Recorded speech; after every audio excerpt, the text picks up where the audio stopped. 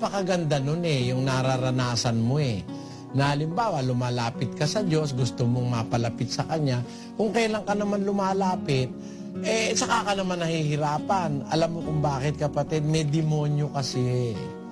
At maganda ibig sabihin nun. Ang tinutukso ng demonyo at kanyang iniistorbo sa paglapit sa Diyos, yung mga sa Diyos. Pagka maraming istorbo, ibig sabihin may demonyong nang iistorbo.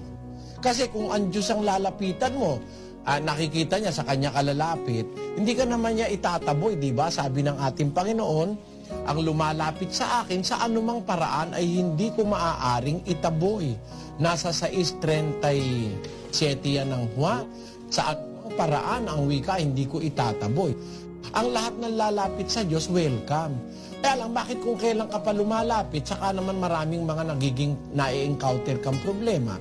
Matuwa ka po ron, kapatid. Alam niyo kung bakit? Kasi talagang gusto mong magsa Diyos, hinahadlangan ka lang ng demonyo. Kasi ang possibility, magiging dapat ka sa Diyos, hinahadlangan ka ng demonyo para mapahama ka. Ayan, sinasabi ko sa aming kapatiran, pag nakakaranas ng ganyan, matuwa pa kayo. Pag merong ganyan, huwag kayong mawalan ng loob kasi lahat ng lumalapit sa Diyos talagang gustong ihiwalay